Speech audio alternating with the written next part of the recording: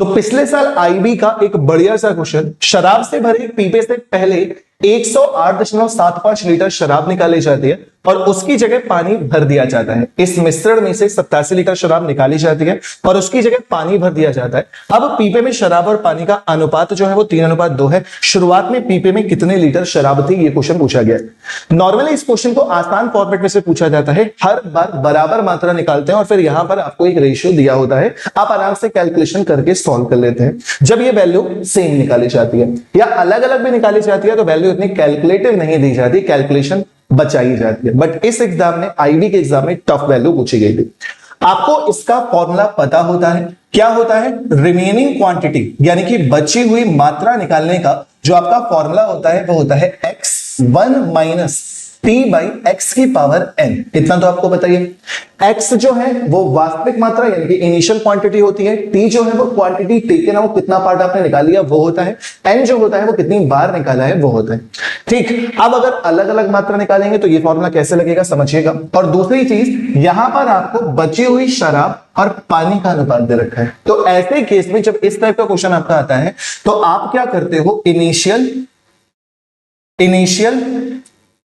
Divided by remaining या remaining divided by initial, ये काम आपको करना पड़ता है। जो प्रारंभिक मात्रा थी और जो बची हुई मात्रा है उसका रेशियो आपको निकालना होता है। तो रिमेनिंग क्वांटिटी कितनी हो जाएगी, पता नहीं है कितना है, x1 माइनस पहली बार आप कितना निकाल रहे हो 108.75 डिवाइडेड बाई x। ठीक है, दोबारा आप कितना निकाल रहे हो, n लिखने की जरूरत नहीं है, पहली बार है।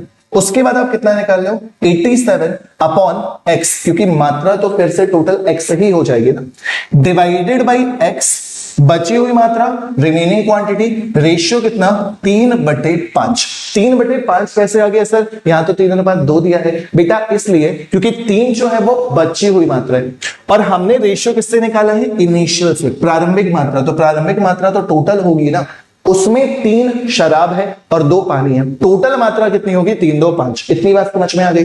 अब भाई साहब अगर आप इसको कैलकुलेट करेंगे तो कैलकुलेशन करते रह जाएंगे, पूरा समय इसी की कैलकुलेशन में ही बर्बाद हो जाएगा, है कि नहीं।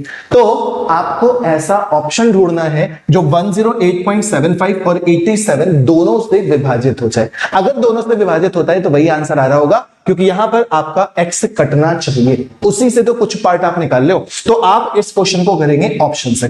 सबसे पहले आप 522 को चेक करेंगे तो 87 से डिवाइड करके देखोगे तो कितनी बार जाता है ये, 8 6 48, 6 7 42, 87 से डिवाइड होता है। उसके बाद 108.75 से देखोगे तो लगभग अगर देखो तो 5 बार जाएगा, 540 हो जाएगा। 4 बार जाएगा 432 होगा। 432 के पास है नहीं, 40 के आसपास है नहीं, इसका मतलब ये आंसर नहीं आ सकता। ऑप्शन ही आपको बचा सकता है, वरना मल्टीप्लाई करके आंसर निकालते रहो, समय बर्बाद है।